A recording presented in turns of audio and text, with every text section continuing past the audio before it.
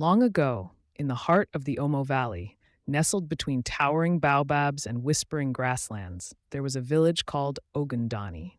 The people of Ogundani lived in harmony, guided by the wisdom of their elders and the sacred rhythm of their ancestral drum, which hung in the village square. This was no ordinary drum. It was carved from the wood of the ancient Iroko tree, blessed by the village priestess and believed to hold the voice of the forest. Whenever danger approached, whenever great news needed to be shared, the drum would speak, not in words, but in rhythms that the elders understood. But over the years, the younger generation began to laugh at the old ways. Drums do not talk, they would say. We have messengers and runners. Why wait for wood to beat wisdom? Among these doubters was a bold young hunter named Tajiri. Tajiri was strong, clever, and proud.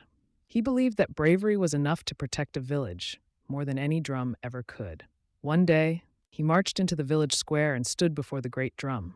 "Let us see if this drum is truly wise," he said, and with a mocking smile he struck it 3 times in mockery. Dum, dum, dum. The drum remained silent.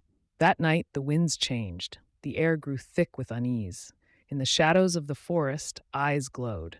It was the Njerbe, a silent tribe of raiders who wore masks made from bone and ash. They had never attacked Ogundani before, not while the drum stood watch. But now the drum had been insulted. Its spirit was quiet. As the village slept, the Njerbe crept in. Suddenly, from the deepest part of the forest came a thunderous beat. Ba-dum, ba-dum, ba-dum, ba-dum. The elders woke first. "The drum speaks," cried Grandmother Zue, the oldest woman in Ogundani.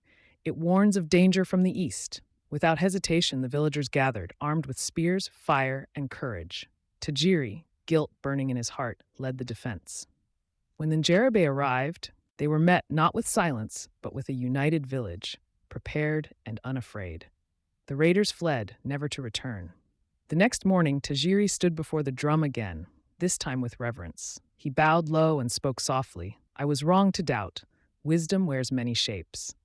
From then on, the villagers, young and old, learned the rhythms of the drum.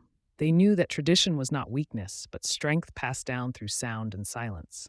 The drum of the talking forest continued to beat through the generations, guarding Ogundani, not just with sound, but with the unity it inspired. Moral: never mock the wisdom of your roots. What protected your ancestors may one day protect you. Kindly follow our page on Instagram and YouTube for more African tales.